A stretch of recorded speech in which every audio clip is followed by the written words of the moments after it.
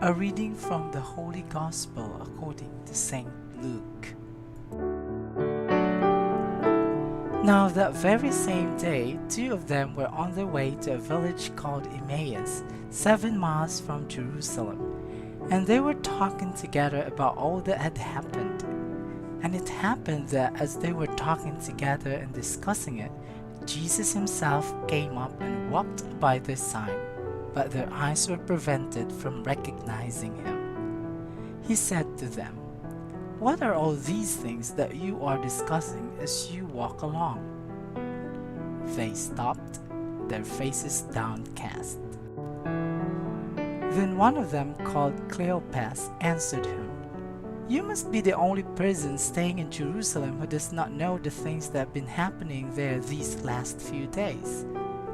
He asked, "What things?"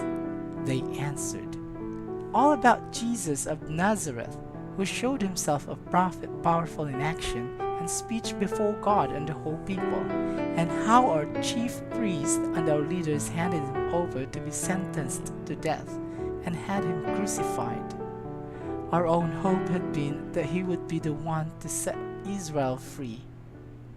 And this is not all. 2 whole days have now gone by since it all happened. And some women from our group have astounded us. They went to the tomb in the early morning, and when they could not find the body, they came to tell us that they had seen a vision of angels who declared he was alive. Some of our friends went to the tomb and found everything exactly as the women had reported, but of him they saw nothing." Then he said to them, "You foolish men, so slow to believe all that the prophets have said. Was it not necessary that the Christ should suffer before entering into his glory?" Then, starting with Moses and going through all the prophets, he explained to them the passages throughout the scriptures that were about himself.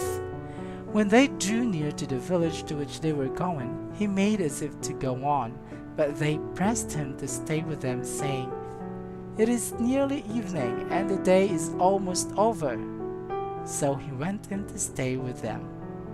Now while he was with them at table, he took the bread and said a blessing.